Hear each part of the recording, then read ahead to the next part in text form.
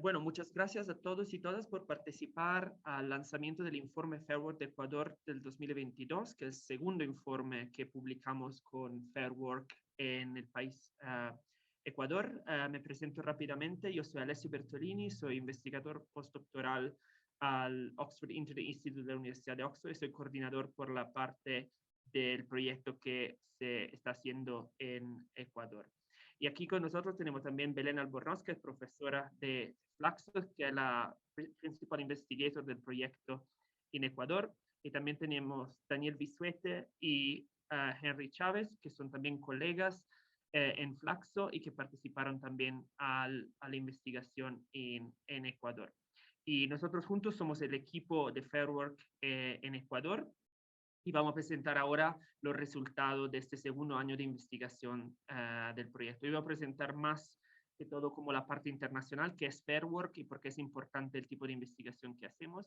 Y después Henry va a presentar un poco la situación país de Ecuador, el contexto socioeconómico y político de Ecuador. Y después Belén se va a focalizar más sobre los resultados de la investigación de este año.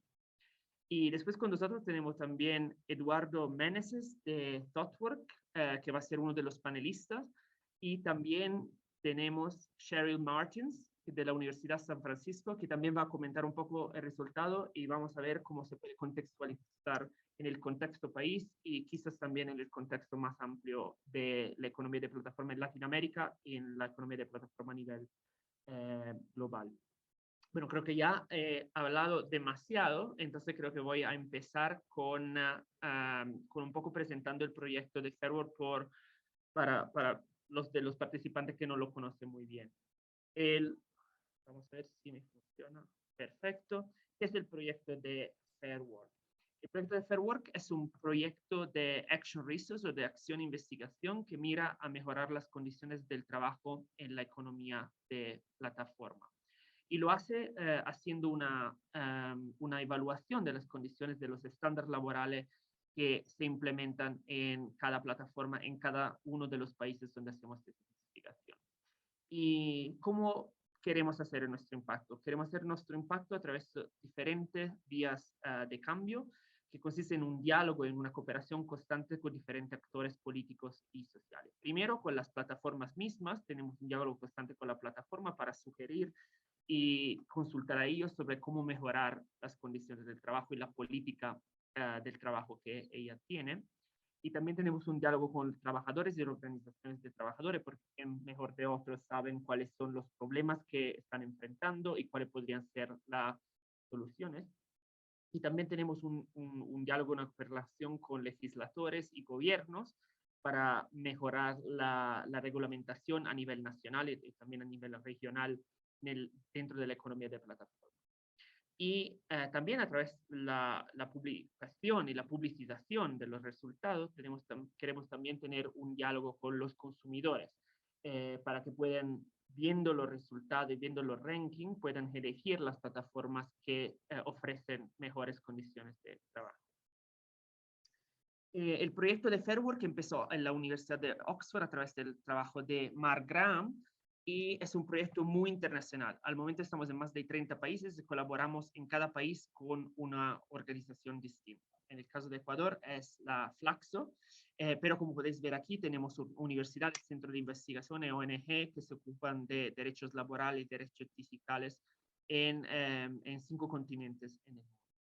Aquí podéis ver un mapa de todos los países donde estamos presentes. En el caso de Latinoamérica, estamos presentes en Ecuador y también en Colombia, Paraguay, Brasil, Argentina, Chile y México. ¿Y cómo hacemos la evaluación del trabajo justo, del fair work en la plataforma, en la economía de plataforma?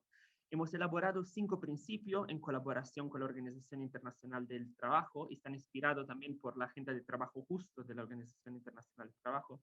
Y los 5 principios son pago justo, condiciones justas, contratos justos, gestión justas y representación justa. No lo voy a discutir en el detalle, pero podéis mirarlos en nuestro sitio internet y también en el reporte que ya está publicado en nuestro sitio internet.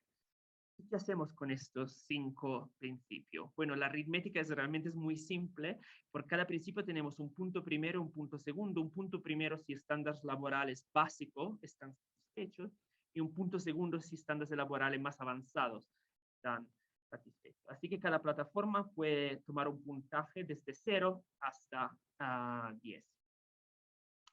¿Y cómo hacemos la evaluación? ¿Cómo recolectamos los datos? Bueno, empezamos siempre con una investigación documental para mapear las plataformas más grandes e influyentes que operan en cada país, en cada jurisdicción, pero también para colectar toda la información que está pública en los sitios de internet, en la prensa y en otras fuentes de datos que podemos utilizar para evaluar la plataforma. Y después hacemos entrevistas con los trabajadores, entrevistamos entre 6 y 10 trabajadores por cada plataforma para entender un poco cómo es el modelo de trabajo en cada plataforma, cómo está gestionado y si también cómo la experiencia subjetiva de los trabajadores. Las entrevistas se hacen con un sistema de purposive sampling, no están como el objetivo no es que sea representativo, sino para entender más en profundidad cuáles son los problemas más importantes que estos trabajadores enfrentan en su trabajo de cada día. Y también entrevistamos a los managers y a los ejecutivos de la plataforma.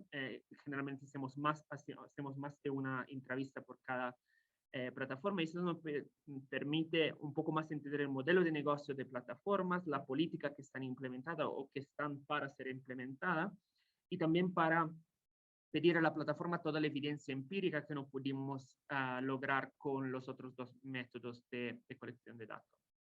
Y al final ensamblamos toda la información y los resultados están peer-reviewed por el equipo de Ecuador, por el equipo de Oxford, el equipo central, y también por 2 equipos de otros países, en este caso de América Latina. Bueno, yo he presentado ahora el proyecto más internacional, pero voy a dar la palabra a Henry Chávez, que va a presentar más en el detalle la situación, el contexto socioeconómico de Ecuador. Muchas gracias a todos y muchas gracias a Henry. Muchas gracias, Alessio. Buenos días con todos. Esta presentación vamos primero a analizar cuál ha sido la situación de la economía ecuatoriana en este último año, qué cosas han cambiado respecto a la evaluación que hicimos del año pasado también sobre algunas plataformas en el país. A continuación, luego Belén nos va a explicar un poco cuáles fueron los puntajes que obtuvieron las plataformas de este año y cuáles han sido los principales hallazgos de esta investigación. En primer lugar, un poco viendo el panorama de la economía de plataformas en el Ecuador. No sé si Alessio puedes continuar la siguiente diapositiva. Hay que entender primero los antecedentes en los que venía ya la economía ecuatoriana. Como todos sabemos, el Ecuador tiene problemas estructurales debido a su dependencia de la exportación de materia prima como el petróleo y algunos otros minerales que están ahora poniéndose en boga, así como materia prima en general. Y esto ha dado como resultado que sea una economía en la que las infraestructuras, el nivel de infraestructura todavía tiene problemas, hay falta de infraestructuras en general, la mano de obra también tiene poca calificación, hay mucha desigualdad social y esto ha dado como resultado una economía que tiene altas tasas de desempleo y sobre todo empleo informal. Podemos seguir la siguiente, exacto. Esto ha permitido, sobre todo este contexto de economía informal, ha dado lugar a que se cree o más bien dicho, a que prolifere esto que llamamos de economía de plataformas, que son todas estas nuevas empresas que aparecieron en los últimos 5 o 6 años en el país, que funcionan a través de Internet y que ofrecen servicios que sean de delivery o de transporte, o ahora en último de cuidado, de diferente tipo. Entonces, estas empresas empezaron a llegar al país hace unos 5 años y se han desarrollado fuertemente entre el 2018 y 2020, y con la pandemia todo esto pues se ha acelerado bastante. Es un poco lo que vamos a mostrarles a continuación. Sí, podemos seguir la siguiente diapositiva, Alicia.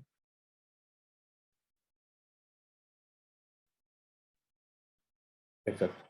Bueno, la primera cosa que hay que tomar en cuenta es el impacto económico que tuvo la pandemia del COVID.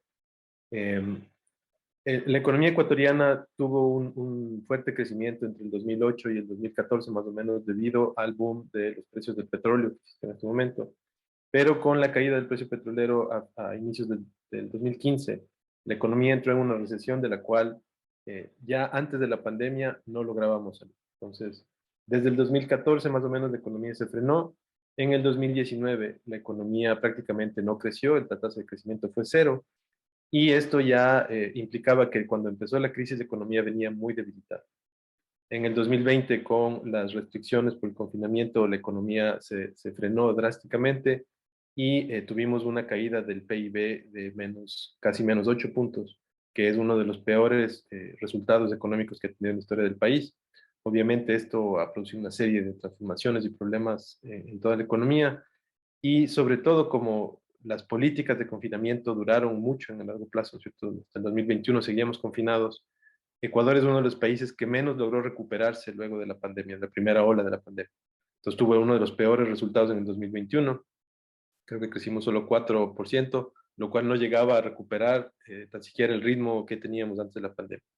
Las proyecciones que ha dado el Banco Central hasta el primer trimestre esperan que el 2022 sea aún peor, ¿no es cierto? Que lleguemos a crecer tal vez un 2,8%, lo cual nos mantendría todavía bajo el nivel de 2019. Si esto cambia bueno, pero ahora el contexto actual del país es muy probable que esto no ocurra, entonces muy probablemente cerraremos el año con un nivel de producción a los mismos niveles del 2019.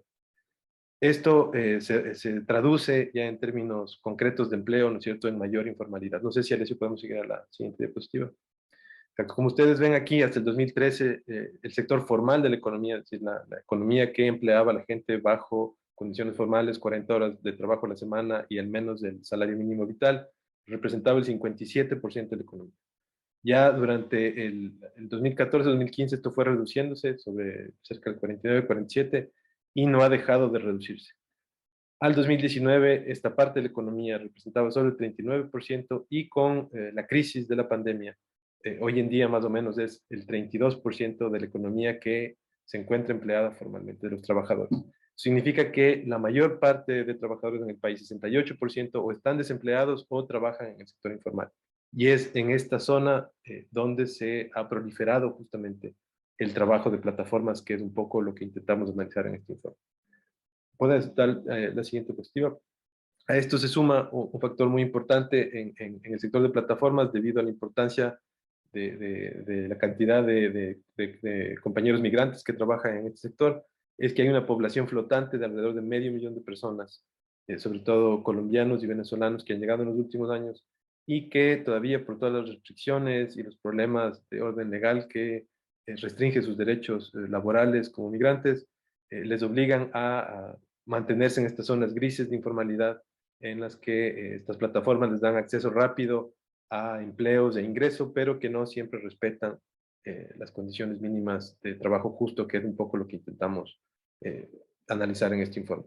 La cantidad de migrantes que salieron en el país durante la pandemia se calcula alrededor de 80.000 personas, pero esto se mantiene igual, una cifra bastante alta, es casi 500.000 de personas que están en esta situación. En la siguiente diapositiva, Alicia. Otra característica importante de este último periodo provocado también por la pandemia es la aceleración del proceso de digitalización del país. Según diferentes fuentes, se estima que más o menos en este periodo de pandemia, más de 3 millones de personas se conectaron a Internet, es decir, que hay 3 millones nuevos de usuarios ecuatorianos de Internet. Esto implica que muchas personas, debido al cambio del confinamiento, que mucha gente tuvo que empezar a teletrabajar, las clases online, etcétera, ha provocado una aceleración de la gente que empezó a conectarse.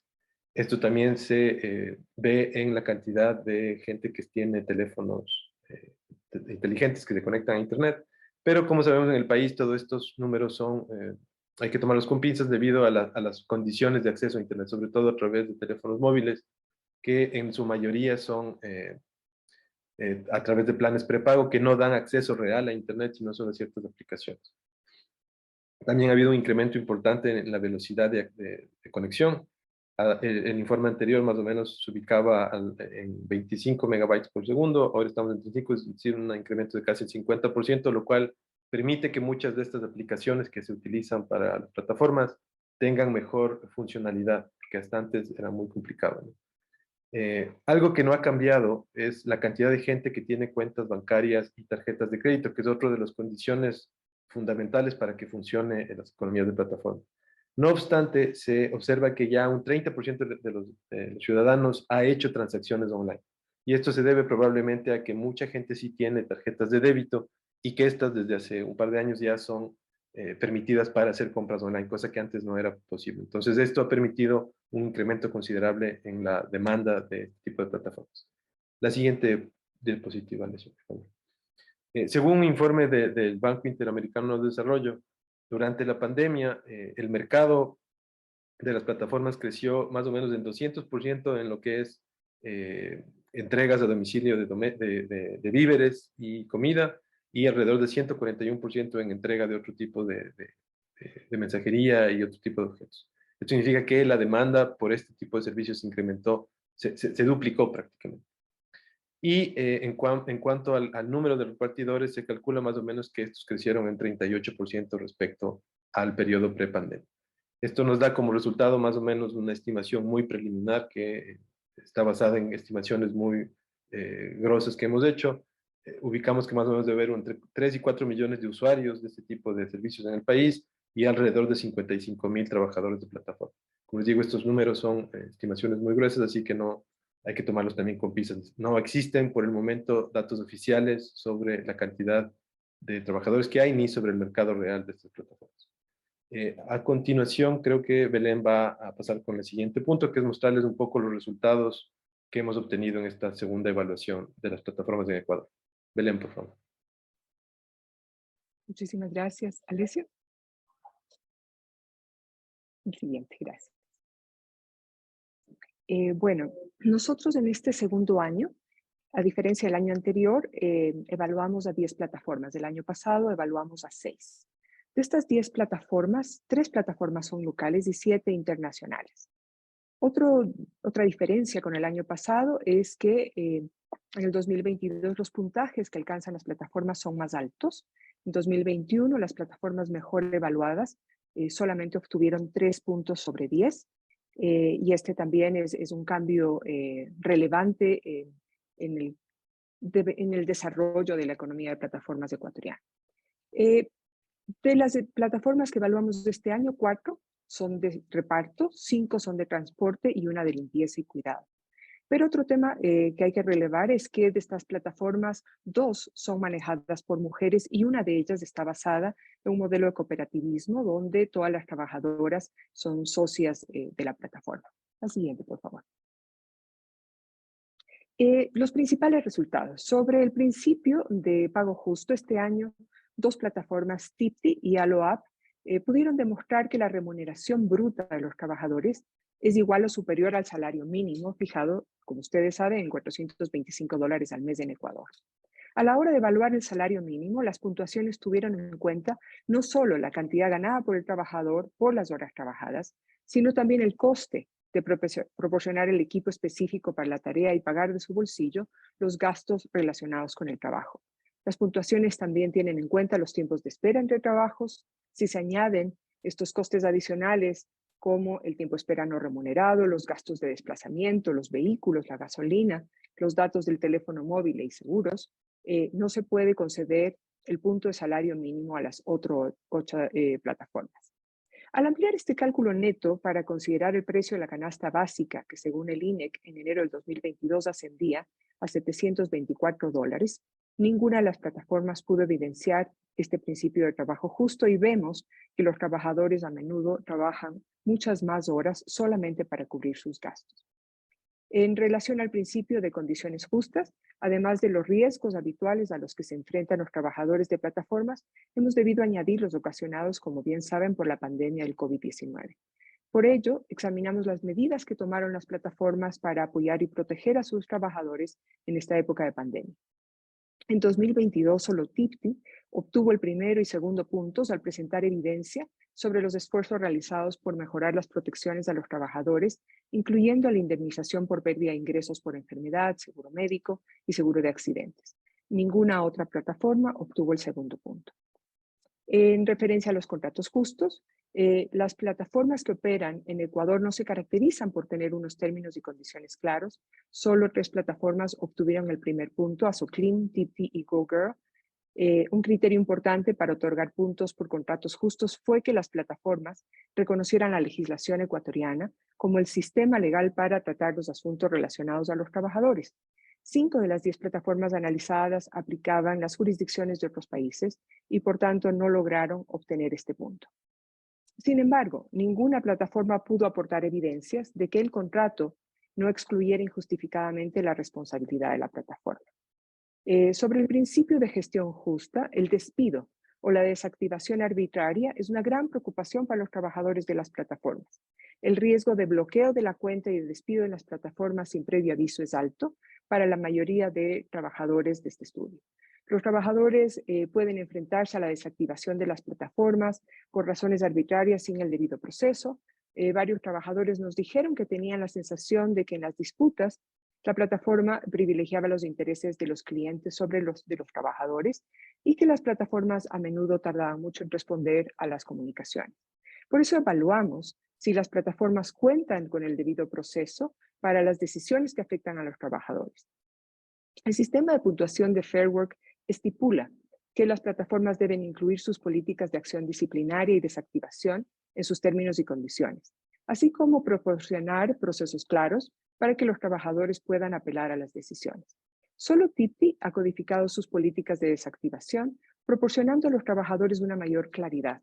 ASOCLIN, GoGirls y ALOAP no tienen tecnologías algorítmicas de gestión, lo que significa que los trabajadores se comunican directamente con representantes humanos y no son sancionados automáticamente por la aplicación.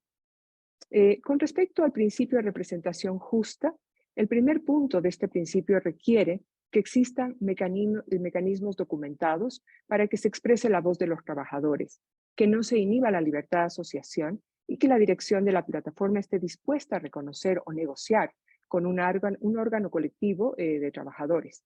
En este sentido, solo ASOCLIN obtuvo el primero y segundo punto.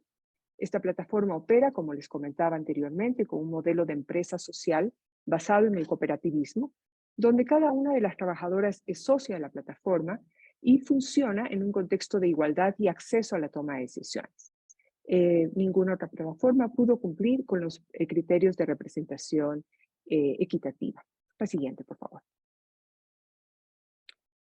TIPTI es una empresa ecuatoriana de comercio electrónico que se fundó en el 2016. Está enfocada en la venta de productos de supermercados y tiendas especializadas a través de medios digitales, apps y web, y de entrega a domicilio.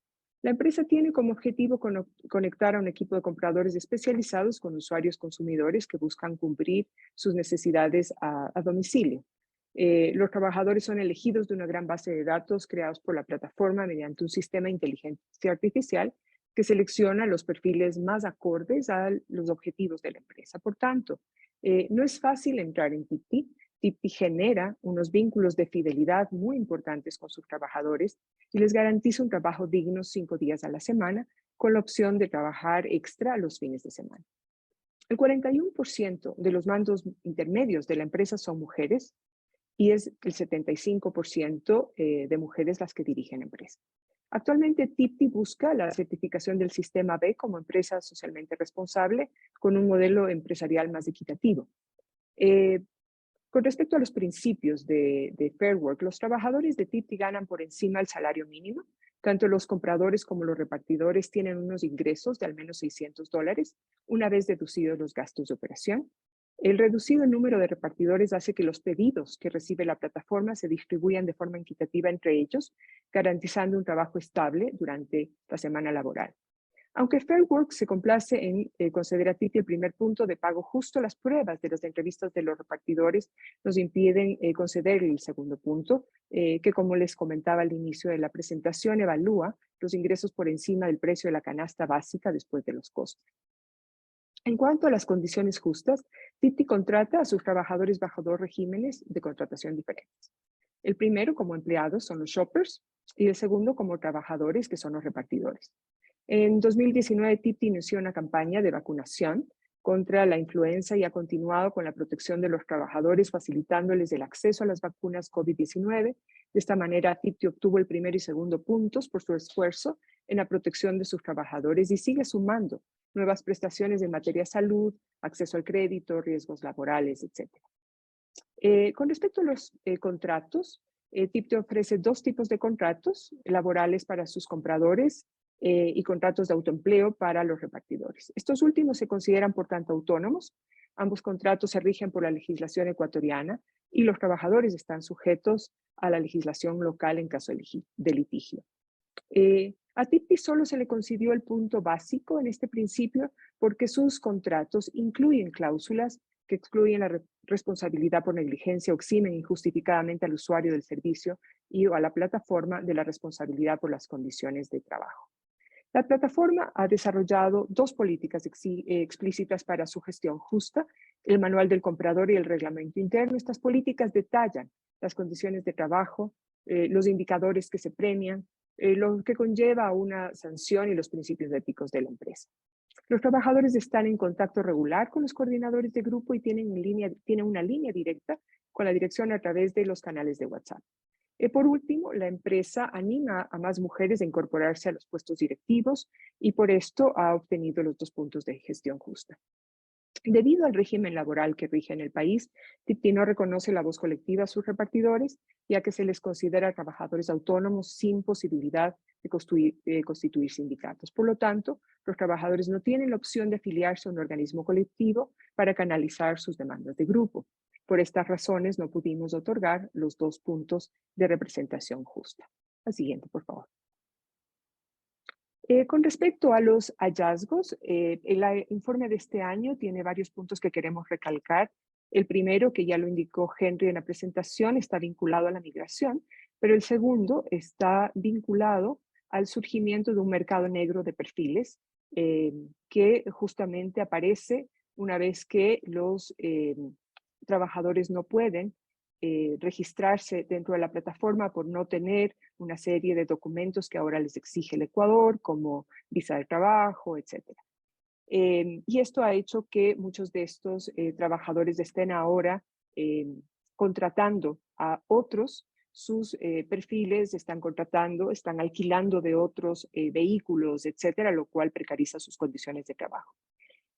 También tenemos varios modelos de negocio distintos. Hemos visto que las 2 plataformas ganadoras del mayor puntaje este año son 2 plataformas que tienen modelos de negocio muy distintos, la una más asociativa, la otra completamente empresarial. Sin embargo, la posibilidad de tener puntajes sobre los principios juntos es válida para ambos, lo cual también nos alegra saber que nuestros principios pueden ser bien aplicados.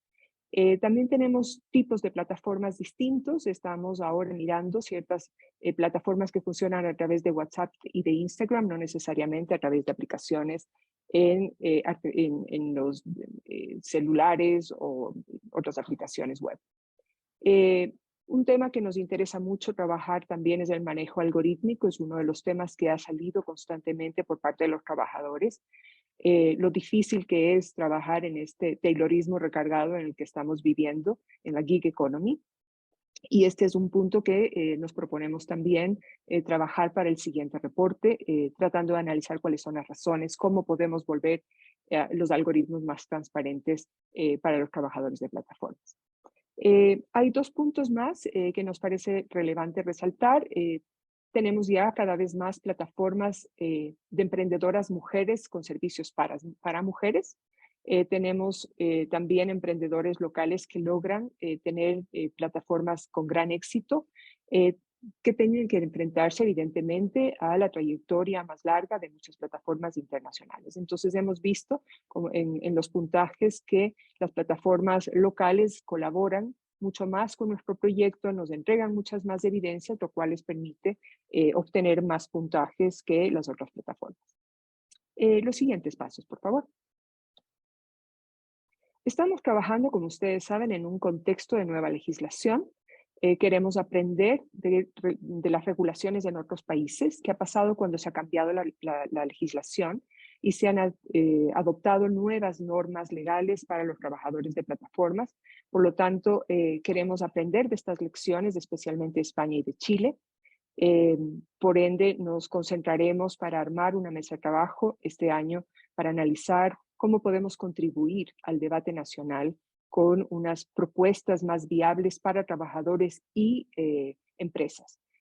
Nosotros, ustedes saben, estamos constantemente apoyando a las empresas al cambio. Por ende, nosotros consideramos que el trabajo justo sí es posible en el Ecuador. Queremos reforzar este acompañamiento a las empresas. No solamente estamos evaluándolas, sino que estamos ayudándoles a incorporar algunos de los principios de Fair Work. De hecho, tenemos ya varios casos, uno en particular que está moviendo su operación de nivel internacional a nivel local para regirse con la legislación ecuatoriana, lo cual le va a permitir a los trabajadores poder tener unas posibilidades de demandar sus derechos a nivel local con la legislación nacional. Queremos también trabajar con más fuerza en las tecnologías para el bien. Estamos mirando varias experiencias en el Ecuador que están surgiendo de inmigrantes que empiezan a emprender en el Ecuador con empresas para migrantes. Entonces también esta es una novedad que no hemos encontrado en otros reportes de América Latina. En fin, tenemos un trabajo importante que realizar para el siguiente año. Estamos muy entusiasmados, queremos invitar cada vez más a las empresas a colaborar con nosotros. La evidencia que nos presentan es la que nos permite puntuarles. Ustedes escucharon a Alessio al inicio, tenemos toda una metodología que nos permite triangular información, de modo que parte de la información que recogemos es la de los trabajadores, pero una parte importante también es la de las empresas. Así que con esta invitación a continuar trabajando con nosotros, trabajadores, empresas y otros actores de la sociedad civil y Estado, terminamos este reporte. Muchísimas gracias.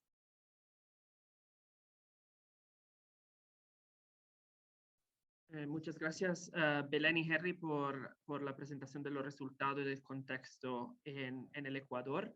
Ahora voy a dar la palabra al primero de nuestros panelistas, que es Eduardo Meneses, de ThoughtWorks. Eduardo, no sé si quieres también decir un par de palabras sobre ThoughtWorks, que es una organización muy interesante en el contexto ecuatoriano y también a nivel internacional. Y después te doy la palabra para comentar un poco los resultados del informe de este año. Muchas gracias, Alessio. Sí, bueno, podría comenzar primero agradeciéndoles, ¿no? por invitarnos a este espacio. A nosotros nos parece que es esencial que en este debate esté la industria tecnológica. Justo para hablar un poco de ThoughtWorks, nosotros somos una consultora tecnológica que está en todo el mundo, en más de 17 países y que venimos ya desde hace casi 30 años acompañando a esta transición hacia modelos digitales, a empresas de todo tipo de actividades que en nuestra sociedad. Y claro, yo creo que algo que es fundamental para nosotros es, por un lado, tener una perspectiva histórica de cómo se ha llevado a cabo esta transformación digital en la economía, pero también una perspectiva geográfica en el sentido de dónde estamos hablando, de Ecuador, ¿no? Y ahí yo quisiera empezar diciendo que de nuestra experiencia como una consultora y una empresa privada, claramente, nos damos cuenta que hay que problematizar estas preguntas, ¿no? O sea, problematizar estas preguntas de decir, ¿qué pasa cuando es una empresa que está en varios países transnacional? ¿Cómo toma en cuenta el contexto en el que opera? En este caso, el contexto ecuatoriano.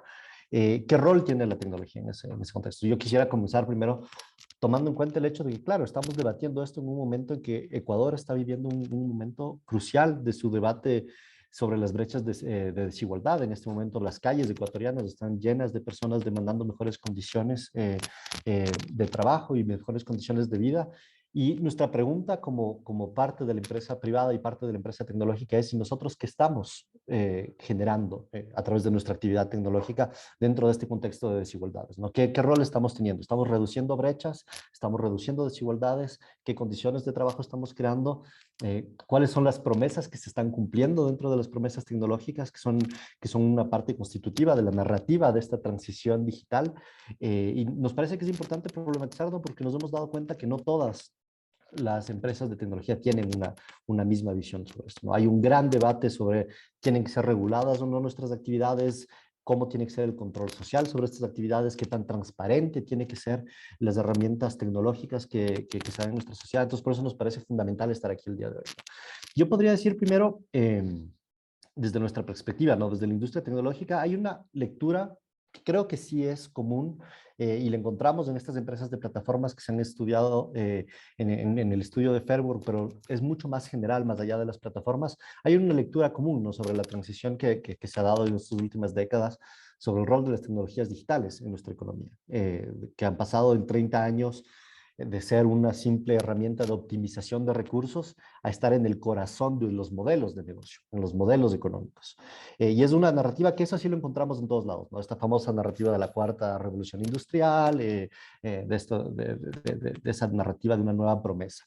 Sin embargo, yo creo que también hay una problematización de desafíos que tenemos que hacer. Porque esta narrativa está bien, la compartimos en gran parte desde todos los sectores de esta transformación fundamental que se está dando.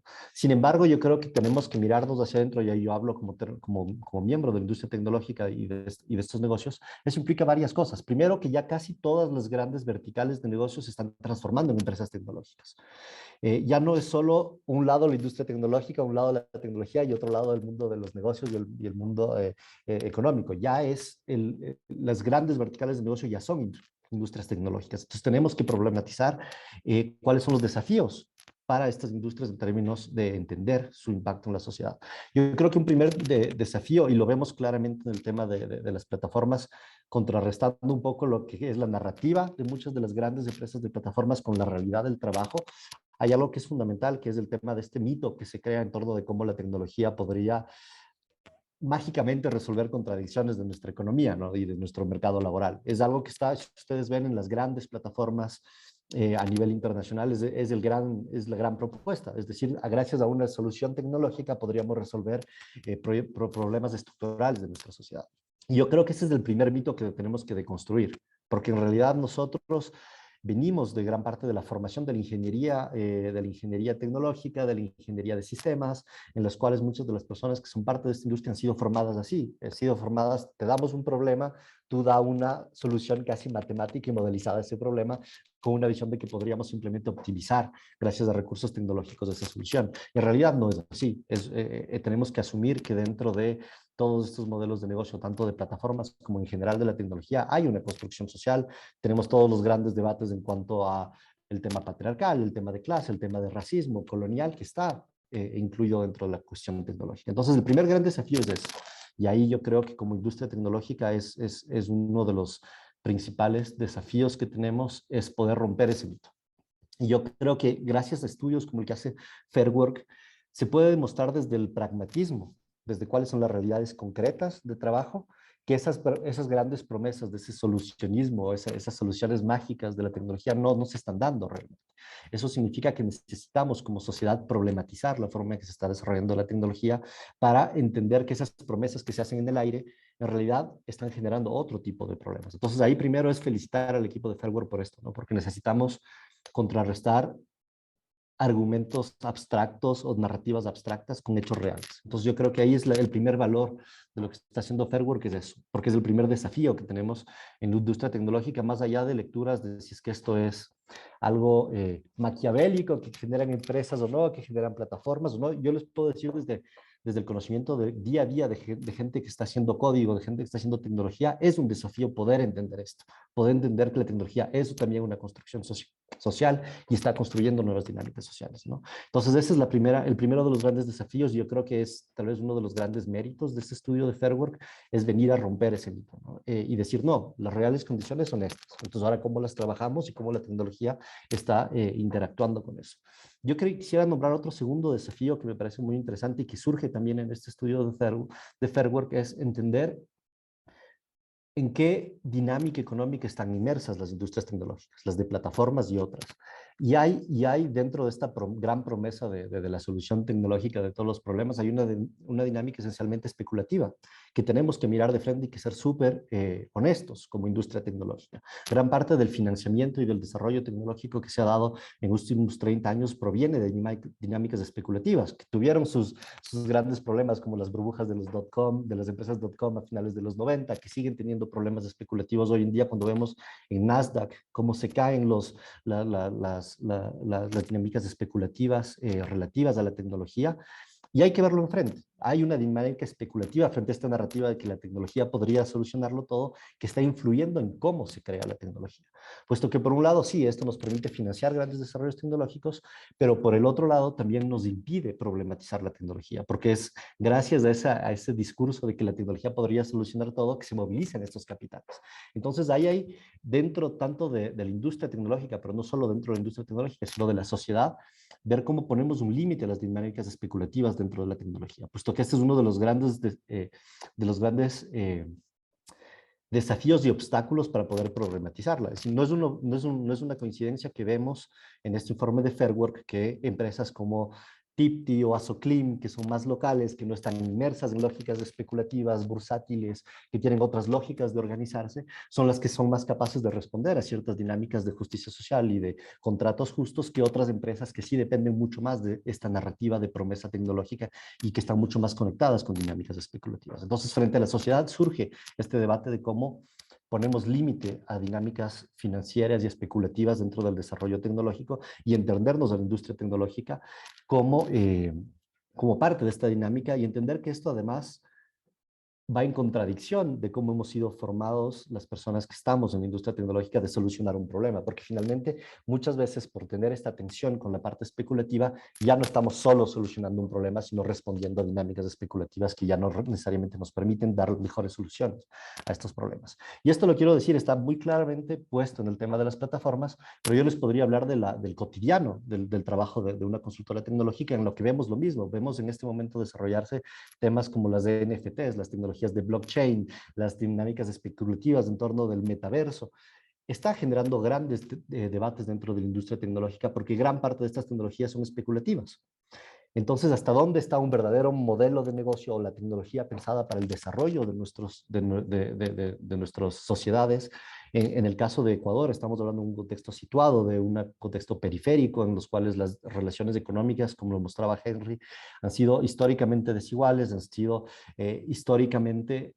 han respondido históricamente a intereses que no son necesariamente endógenos de la periferia, sino intereses de acumulación de ciertos centros económicos y cómo la tecnología está jugando ahí. Entonces es muy importante tener ese punto ahí, ¿no? Y ser transparentes. Como industria tecnológica tenemos que estar conscientes que estamos en esa dinámica y que no vamos a poder solucionarlas nosotros.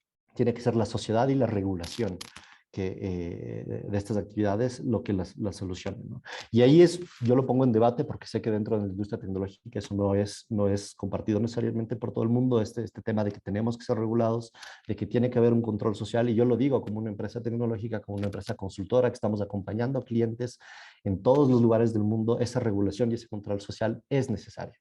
Y ahí yo quiero resaltar algo más en este informe que hace Fair Work, ¿no? Aquí se ve claramente el efecto que ha tenido la pandemia y lo demostraba Henry y también lo demostraba María Belén al mostrar el efecto que ha tenido la pandemia en las dinámicas sociales y económicas. Hay algo que nosotros vemos desde la industria tecnológica que es la gran dificultad que tiene que ver la velocidad en la cual se da el desarrollo tecnológico y la velocidad en la cual se dan estas nuevas tecnologías, se ponen en práctica, y la velocidad del debate social y el debate regulatorio. Obviamente, en la pandemia es muy claro porque se hizo un salto increíblemente exponencial en la velocidad en la que se adoptaron ciertas tecnologías, la velocidad es que se están poniendo en cada rincón de nuestras actividades económicas y sociales, pero finalmente el debate social no va para nada en la misma velocidad. Y en esa diferencia entre la velocidad en que se están adoptando las tecnologías y la velocidad del debate social, tiene que haber una responsabilidad de estas empresas tecnológicas, ya sea de plataformas, pero en cualquier tipo de actividad que está dando este salto digital. Y tenemos que empujar a que haya un control social frente a esto, ¿no? No puede ser.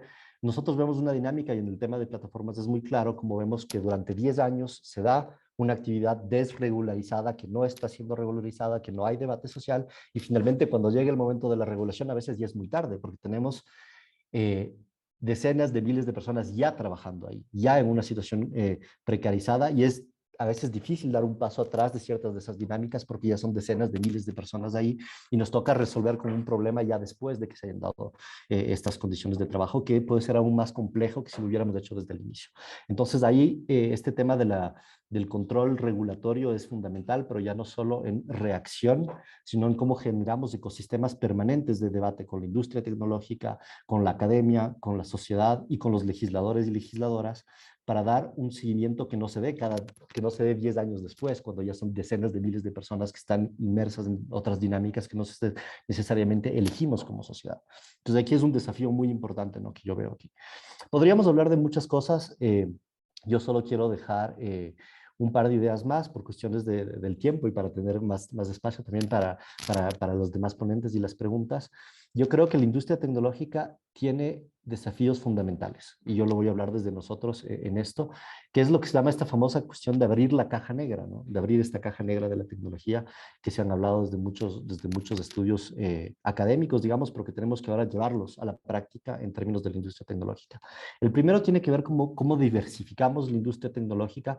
No es una coincidencia que en este estudio de Fair Work se muestra que algunas de las empresas como Asoclim o Tipti, que tienen a mujeres tomando decisiones, a mujeres inmersas en este tipo de trabajo, pero no solo mujeres, sino trabajadoras, como el caso de Asoclim, que tiene este tema más cooperativo, que son las mismas trabajadoras que conocen la realidad del trabajo, las que también están tomando las decisiones. No es una coincidencia que sean esas empresas las que tienen una mejor notación. Eso nos muestra que nosotros tenemos que diversificar la industria hacia voces que han sido históricamente excluidas del diseño de la tecnología y que estén ahí en términos de, en un momento como vemos del Ecuador ahora con pueblos y nacionalidades tomando las calles por condiciones estructurales, preguntémonos cuál es el lugar que tienen pueblos y nacionalidades en la industria tecnológica. ¿Cómo está la industria tecnológica en un país como Ecuador generando procesos de descolonización o al contrario de recolonización de espacios digitales?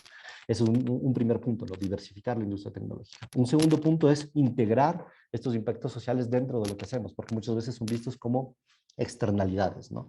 Y finalmente el último es cómo creamos nuevos procesos de diseño que sean participativos. Tal vez en este momento sería utópico decir que toda la industria tecnológica se haga bajo este modelo cooperativo como Asoclim, por ejemplo, que de un día a otro, algo que está en el corazón del sistema económico, que está generando desempleo, que está generando precarización de forma estructural, que es algo estructural, no es algo accidental. Sería utópico pensar que de un día al otro va a ser cooperativo. Pero en ese caso sí podemos exigir en espacios de transición, hasta que existan estos polos más cooperativos, más públicos de desarrollo tecnológico, que haya nuevos estándares de procesos de diseño participativo, nuevos estándares de procesos de apertura del código. Algo fundamental aquí es la transparencia de la tecnología. En el mundo de los negocios todavía hay un mito fundamental que hay que romper, que creer que los códigos abiertos de la tecnología serían malos para el negocio, cuando en realidad nosotros como una empresa tecnológica y consultores de tecnología decimos siempre todo lo contrario. Abrir un código tecnológico permite generar no solo un debate social en torno de eso, sino además de ecosistemas que permiten mejorar a través de dinámicas colaborativas económicas lo que estamos creando como tecnología. Entonces, romper estos mitos de que abrir el código sería malo. Al contrario, hay que abrir el código, hay que generar herramientas de comprensión. No solo es abrir un código, sino hacerlo entendible para la gente y hacer que pueda haber un debate social. Esto es bueno, además, para la economía. Hay que romper el mito de creer que tener códigos cerrados sería lo mejor para los negocios o para las dinámicas económicas. En realidad es todo lo contrario, es generar ecosistemas que permitan mejorar estas intermediaciones tecnológicas.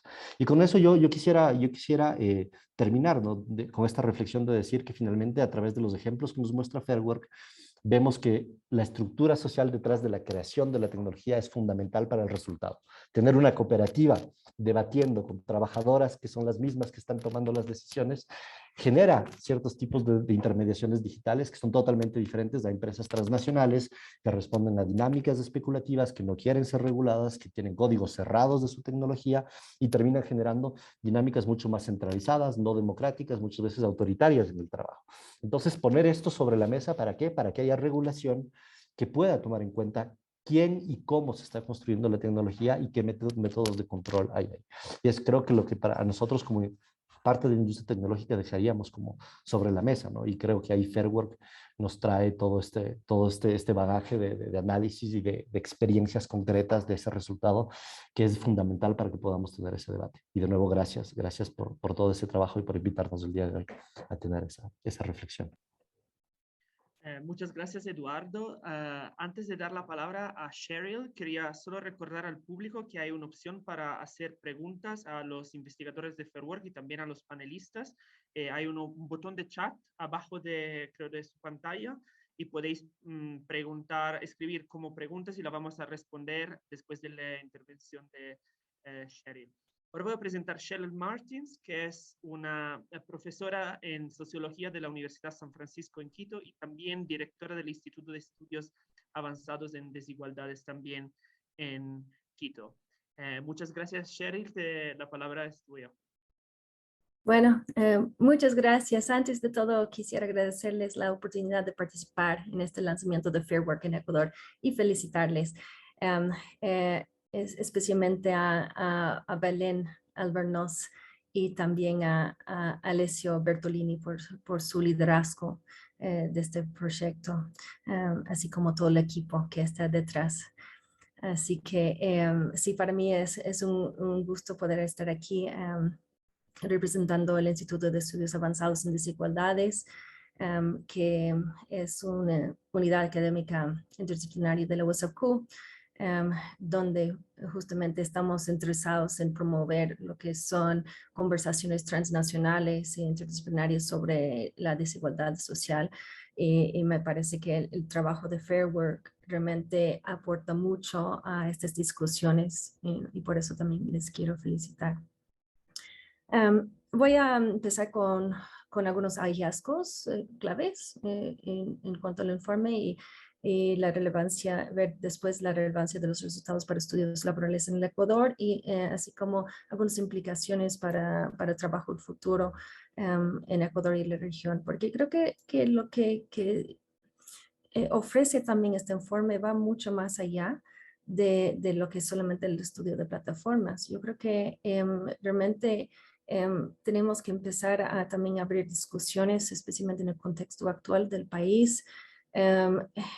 Tenemos que abrir esas discusiones, como nos acaba también de mencionar Eduardo, y que van a tener un impacto social amplio.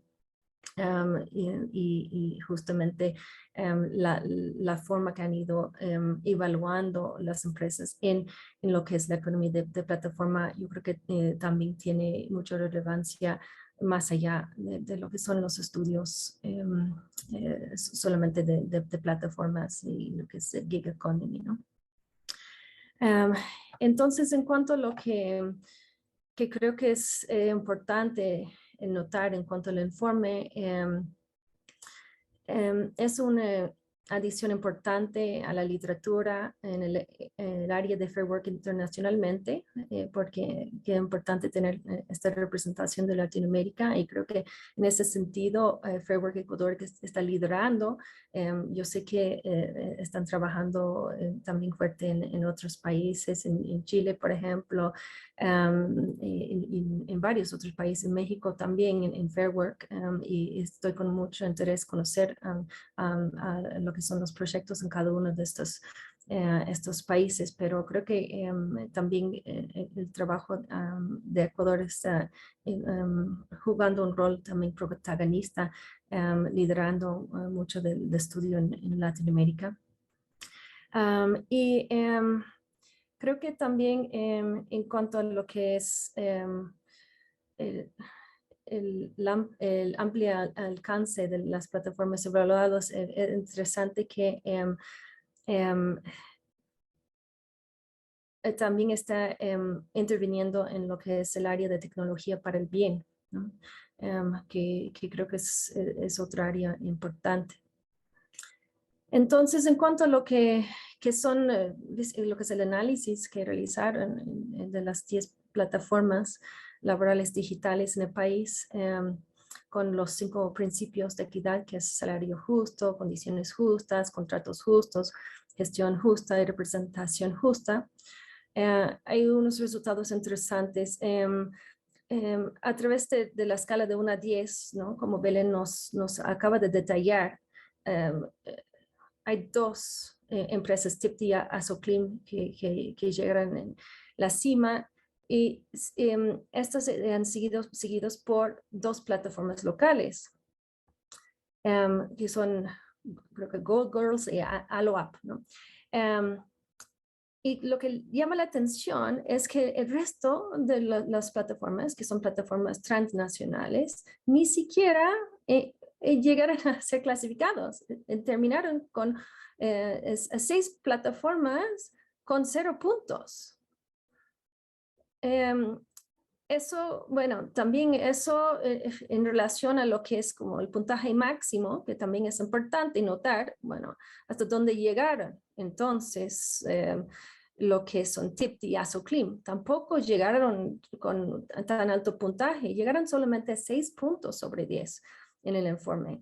Entonces, lo que nos indica la plataforma es que para llegar a una situación más equitativa en cuanto a trabajo justo y la economía de plataformas en Ecuador, tenemos un largo camino aún para recorrer.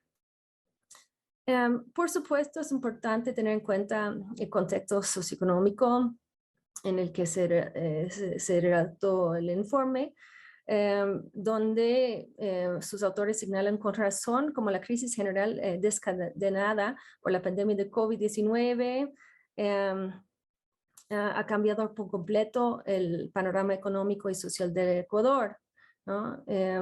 Y ahora estamos también viendo los resultados con el paro actual, la recesión económica mucho mayor informalidad, la digitalización acelerada, los cambios en la estructura del mercado local, de plataformas y también ciertas reformas legales.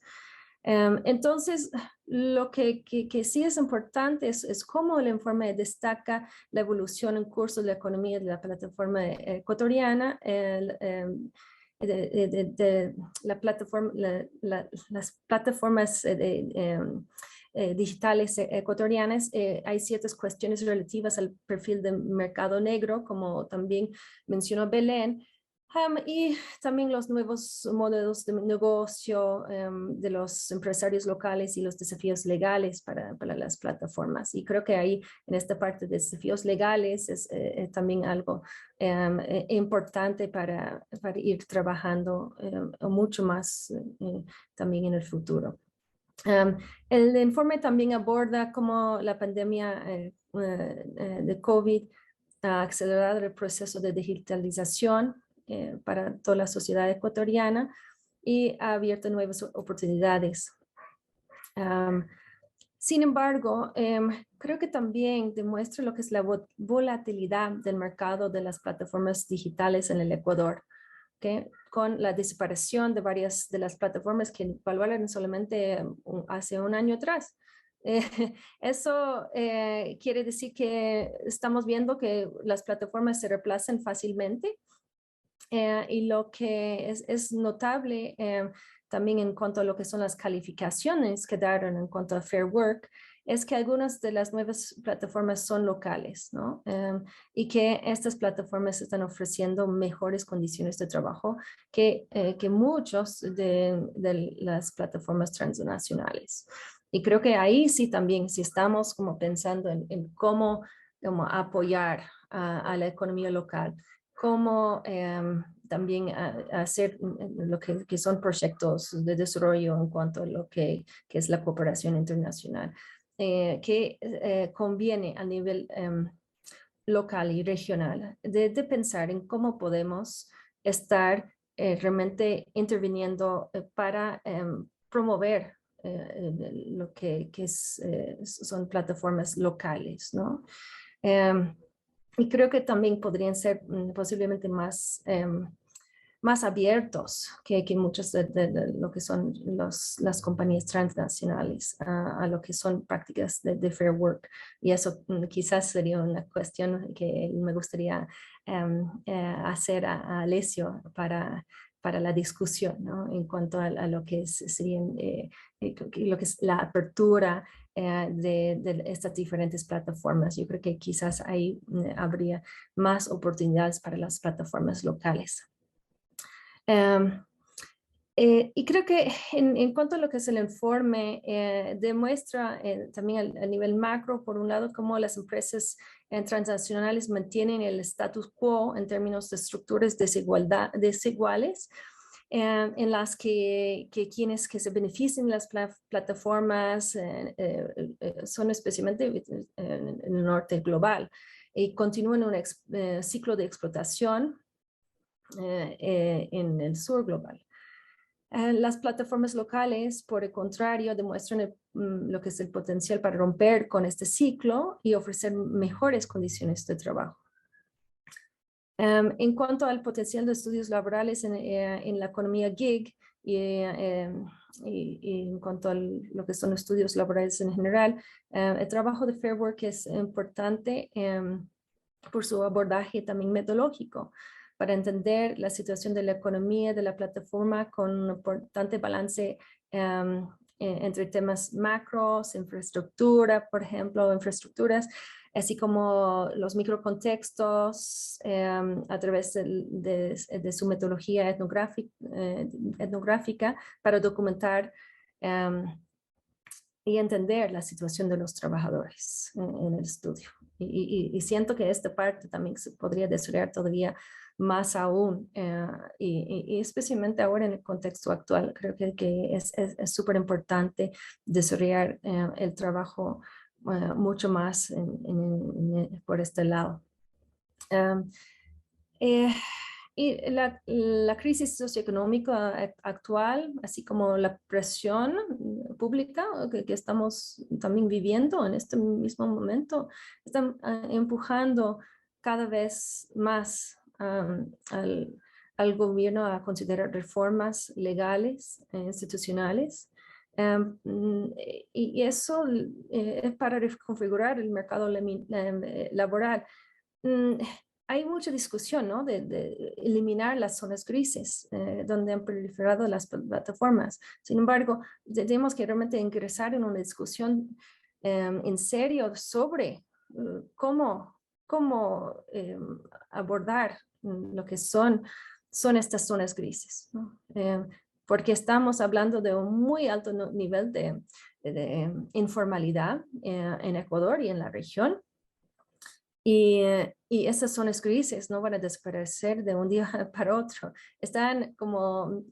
Tenemos que ver cómo convivimos con estas zonas grises. Y creo que también ahí es donde hay otro aporte importante del trabajo de Fair Work.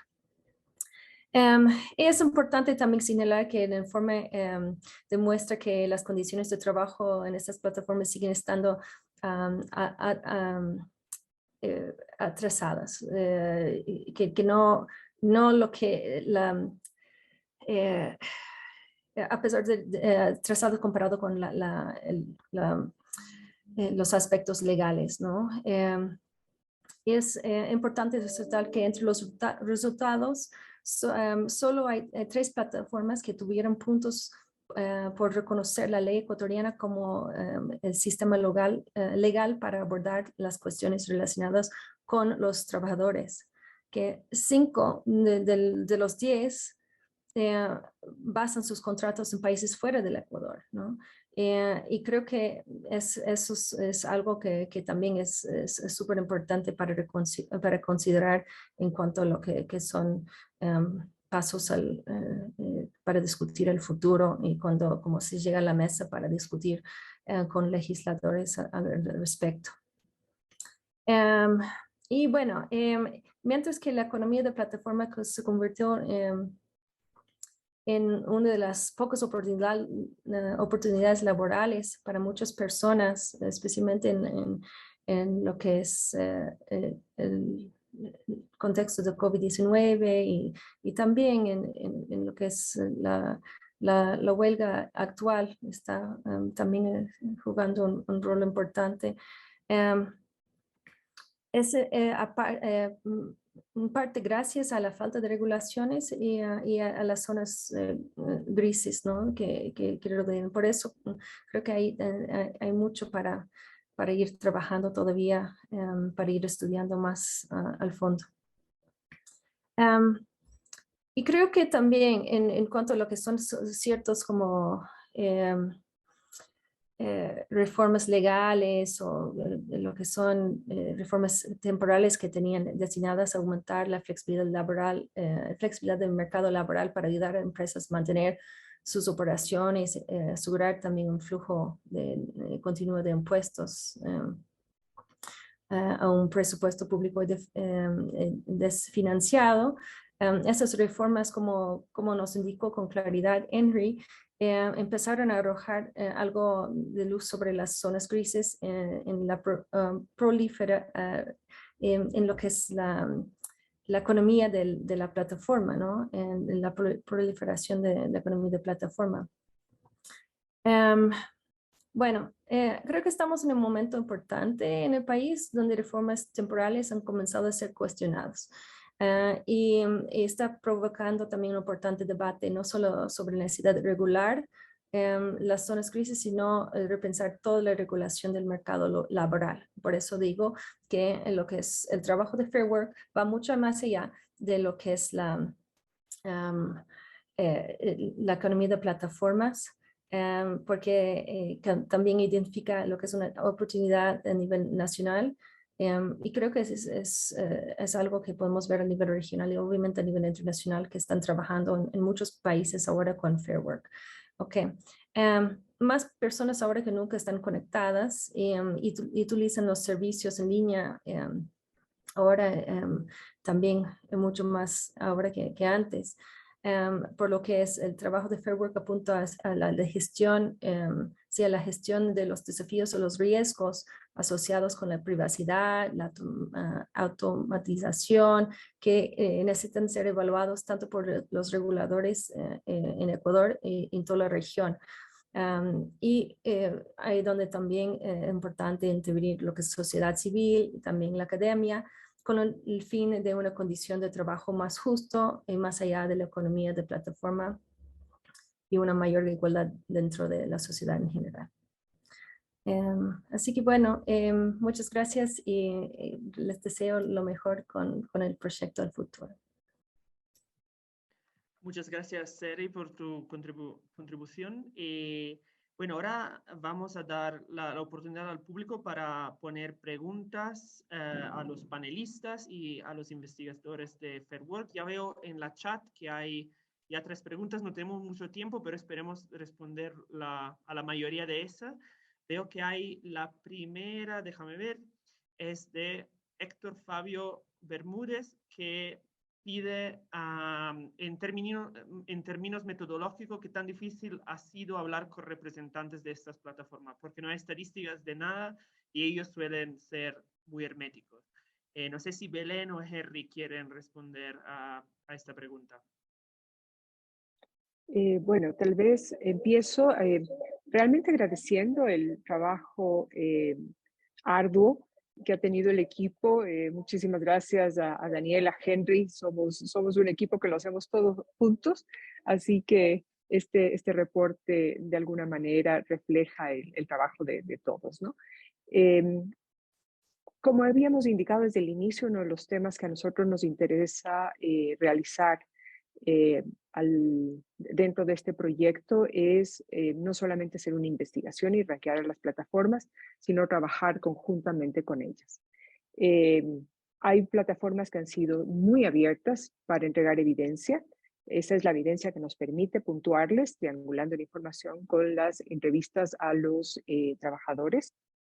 Hay otras plataformas que no han sido tan abiertas y es cierto, es difícil. Sin embargo, por ejemplo, en el caso de las compañías internacionales, ya tenemos 3 reportes publicados este año, más los reportes del año pasado, donde ustedes pueden ver que las compañías no se comportan de una manera idéntica en cada país. Entonces, va a depender mucho del equipo local y de la apertura del equipo local para colaborar con el proyecto. Al proyecto de Fair Work lo conocen todos. Los lazos que tenemos con los equipos internacionales de cada de las plataformas internacionales están ya construidos desde hace varios años, entonces saben que existe este proyecto, saben que opera y en qué países opera. Entonces, depende más, digamos, de los equipos locales, la colaboración o no para entregar la evidencia. Entonces, en este sentido, este reporte también es una invitación a que cada vez estén más dispuestos. Entonces, hemos tenido momentos en los que para el año pasado participaron de una manera hubo una mayor cooperación, digamos, este año menos. Entiendo que estamos en un momento complejo, que es el momento de las regulaciones legales en asamblea, entonces esto también ha generado mayor hermetismo, pero es parte del contexto social ecuatoriano. Esto no ha pasado en otros países de América Latina, aunque si ustedes ven los reportes, ciertas compañías internacionales tienen 0 puntos en los 3 países, ¿no? Entonces, no es una novedad. Esto para contestar esta pregunta, pero se lo dejo a Henry también para que puedan complementarla. Creo que ya has dicho todo, Belén. Está muy clara la respuesta. Henry, ¿quieres añadir algo? No, está con lo que Belén dice, creo que es claro.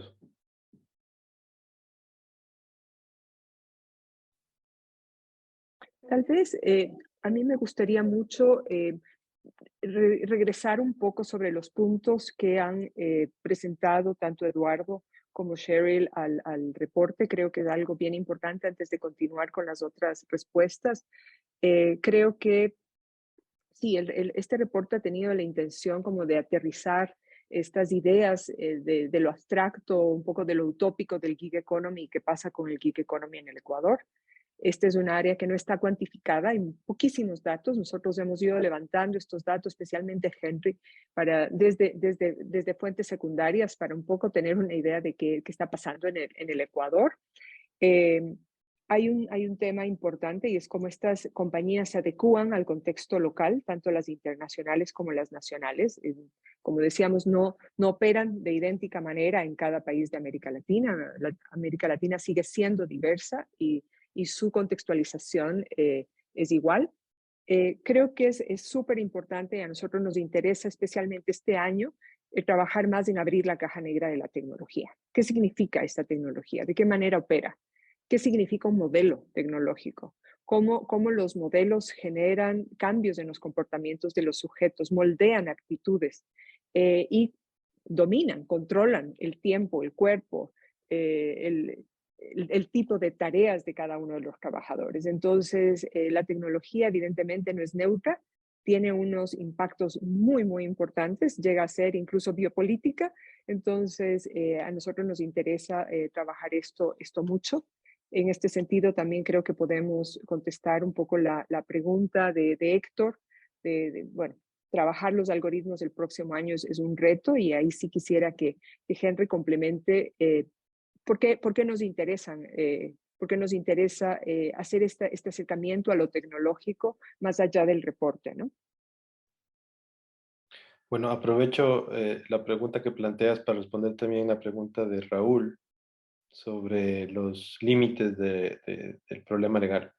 Nosotros creemos que la regulación es fundamental, pero estamos muy conscientes que las leyes toman otros tiempos, siguen otros tiempos, un poco en la línea de lo que decía Eduardo, ¿no? Hay un cambio tecnológico súper acelerado, pero la discusión social y las transformaciones regulatorias e institucionales van a una velocidad muchísimo más lenta.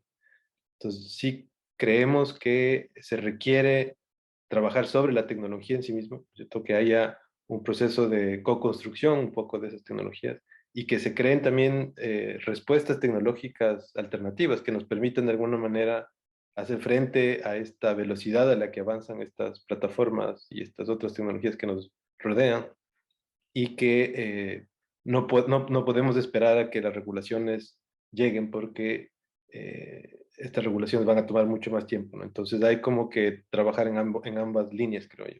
Entonces, en ese sentido, creo que es fundamental entender cómo funcionan estos algoritmos y que los usuarios, los trabajadores, los consumidores entendamos cómo funcionan para que podamos hacerles frente también, que no seamos simplemente que adoptamos estas tecnologías un poco ingenuamente o sin conocimiento de causa, sino que podamos transformarlas en nuestra práctica. Un poco en ese sentido creo yo que es fundamental el análisis y el estudio de estas tecnologías, de abrir las cajas negras, como dice Belén, para poder co-construir otras maneras de existir con estas tecnologías. Eduardo, ¿quieres añadir algo? Sí, sí, sí, sí. Yo quería mencionar justamente sobre el tema regulatorio, porque es algo que, o sea, desde nuestro lado además nos parece muy importante hacer también el énfasis, por lo que sé que hay un debate en la industria tecnológica sobre la necesidad o no sobre esto. Yo estoy muy de acuerdo con lo que acaba de decir Henry y con lo que se dijo antes también del lado de Sherry y de Belén sobre el hecho de que hay un desafío, ¿no? En el tema del regulatorio de esto.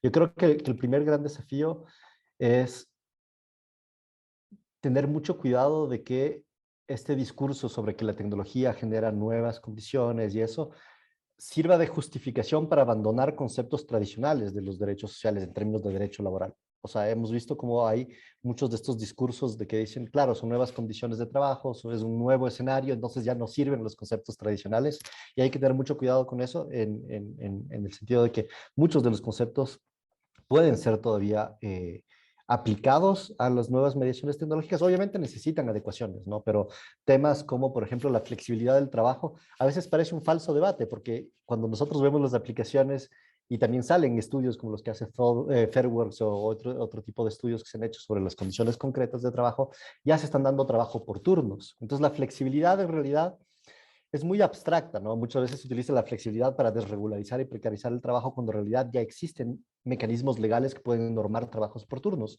Existen desde hace décadas y se pueden crear regulaciones que permitan garantizar los derechos laborales. Yo creo que una de las primeras cosas es que justamente este discurso tecno-utópico no bote a la basura conceptos históricos de derechos laborales, como si ya no fueran aplicables, como si hubiera una obsolescencia regulatoria que ya no se aplica a nuevas condiciones. Más bien se trata muchas veces como que de readaptar, eh, hacer lo que está haciendo Fair Work, ver cuáles son las condiciones reales del trabajo y sobre esas condiciones reales normarlas, ¿no? Y no abandonar conceptos históricos que organizaciones de trabajadores o de organizaciones sociales han luchado durante siglos, ¿no? Por esto. Eso es una de las primeras cosas. Pero sí hay, además de mantener esos conceptos, sí hay un desafío, como lo acaba de nombrar Henry, lo nombró también Belén, en el sentido de qué pasa con estos nuevos escenarios. Finalmente sí se están construyendo territorios digitales en los cuales se mueven estas relaciones sociales y económicas.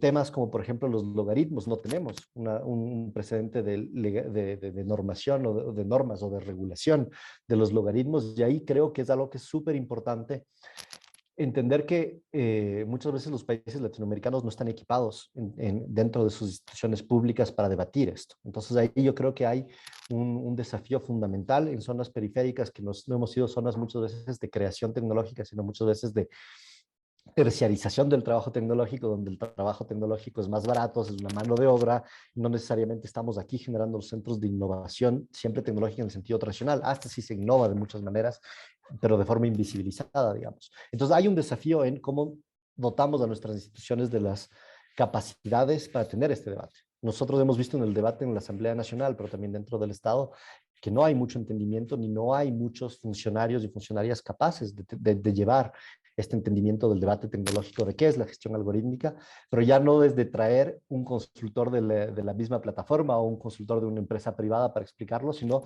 desde un punto de vista público. ¿Dónde están, por ejemplo, necesitaríamos polos públicos de interpretación de esto? Necesitaríamos dentro de la Asamblea Nacional equipos especializados que sean capaces de tener este debate y de informar, no desde la visión privada o desde la visión de lucro, que tiene su propia epistemología, que tiene su propio lenguaje para entenderlo, sino más desde un lenguaje tan público, ¿no? Y eso es necesario, eso es uno de los grandes desafíos que tenemos, porque si no dependemos siempre de la traducción de sectores privados en temas de la tecnología.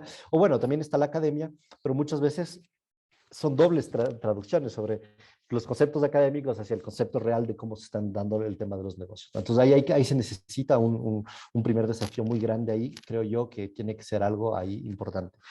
Igual desde el lado social, no solo se puede quedar en el lado legislativo, cómo generamos, y yo creo que la industria tecnológica tiene que generar puentes con la sociedad civil para dotar de estas herramientas también con el sector público, ¿no? Yo creo que son desafíos muy importantes, que sí hay vacíos legales, pero que no necesariamente botan a la basura los conceptos tradicionales de derechos laborales, de seguridad en el trabajo, sino que le ponen un desafío digamos, de reactualizarse frente a estas situaciones. Me parece que es muy importante.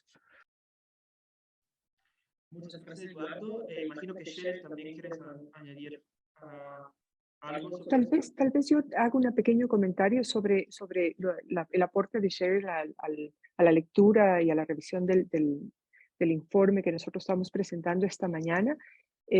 Sí, creo que hay varios elementos que son súper importantes que hemos tratado de abordar con cierta profundidad dentro de lo que significa, ¿no? un informe sobre evaluación de las plataformas, pero la pandemia ha sido un elemento súper fuerte para cambiar las condiciones, los contextos de las plataformas del Ecuador, especialmente las locales. Varias de las plataformas ecuatorianas que evaluamos el año pasado ya no estuvieron vigentes este año, es decir, habían cerrado sus negocios, pero muchas otras han surgido. Y hay otros espacios donde, por ejemplo, las redes sociales se están volviendo súper importantes para generar nuevos emprendimientos y vender esos productos y esos servicios. Entonces, digamos que hay nuevos modelos que están surgiendo y también reemplazando a los anteriores, y esta idea de que las apps tienen un gran modelo estándar, también hemos visto revisado en este informe, ¿no? Entonces, en este sentido, también contesto un poco la pregunta de Ángel, donde sí, por un lado hay toda una necesidad de ser eficientes, de ser competitivos, de poder armar un negocio, pero por el otro lado también vemos que están surgiendo espacios de la tecnología para el bien, donde el ser socio, la solidaridad, el que generar un segundo espacio para ingresos, aunque no sea tan importante mensualmente, se está convirtiendo también en una forma de organizar las plataformas y el gig economy. Entonces, ese también es un elemento que está cambiando, ¿no? Sin embargo, estos emprendimientos locales tienen dificultades, y tienen dificultades que son de muchos tipos. Tienen dificultades financieras, no tienen una legislación que favorece a los emprendedores, tienen muchos problemas para arrancar sus negocios, tienen muchas dificultades para acceder al crédito, en fin. Y luego esto además hace que evidentemente las compañías locales utilicen la legislación nacional. Nosotros hemos visto que 5 de las compañías que nosotros hemos analizado pues tienen su legislación fuera, ¿no? Entre Holanda, Singapur, Estados Unidos, Colombia. Esto también genera otras disparidades para los propios trabajadores que no pueden hacer demandas, ¿no? Demandas de su propio proceso de trabajo y de las dificultades que encuentran. Entonces, en este sentido, las compañías locales están tratando de tener como muchísimo más acceso y seguimiento a sus trabajadores, especialmente cuando tienen a una persona del otro lado del canal de comunicación. O sea, este también es un tema que nosotros no lo hemos enfatizado mucho en el informe, pero que es súper relevante de destacar, y es cuando alguien tiene un problema, ¿quién le contesta? ¿Le contesta un bot? ¿Le contesta o le contesta una persona y le da una solución real? Entonces, aquí, y digo real en el sentido de que no es una contestación estándar para cualquiera, sino que está como muy enfatizado en esa problemática, en esa coyuntura tanto del cliente como del trabajador, ¿no? Entonces, en este sentido, lo que vemos es que las compañías nacionales muchas de ellas no están utilizando el algoritmo para evaluar a sus trabajadores, y también están dando un monitoreo, un seguimiento, un acompañamiento súper directo, tanto presencial como virtual, pero tienes un sujeto que te contesta y que te da alternativas, ¿no? Entonces, ese por un lado. Por el otro lado, también hay un tema de la precarización del trabajo que es importante mirar a partir de la legislación y cómo la legislación puede apoyar a los trabajadores a tener mejores condiciones. Sin embargo, en otras investigaciones que hemos hecho, que tienen que ver con políticas tecnológicas que necesitan regulación a nivel mundial, pero en América Latina en general, lo que vemos es que es muy difícil para los tomadores de decisión imaginar modelos de regulación híbridas, donde la tecnología entra a ser parte misma de la regulación. Entonces, no es solamente el derecho del trabajador, es mirar cómo la tecnología, el momento en el que ingresa en la legislación, favorece o precariza las condiciones de trabajo. Entonces, este no acercamiento crítico a qué es la tecnología, cómo funciona, es un tema muy común, digamos, en quienes toman las decisiones. Hay una normalización de la tecnología, es neutra, es buena, a más tecnología, más eficiencia, etcétera, ¿no? Pero estos temas tienen que ser debatidos, tienen que ser contestados también desde los propios actores que sufren los impactos de la tecnología, ¿no? Entonces, en este sentido, creo que necesitamos tener un espacio mucho más creativo, donde desde las distintas estamentos sociales y del sector productivo podamos contribuir con más policy briefs, con más reportes, con más investigación, con más datos localizados sobre estos temas específicos para que los tomadores de decisión puedan contar con algo más de evidencia y se puedan familiarizar también con las problemáticas que la tecnología introduce en el momento de generar nueva legislación y defender los derechos.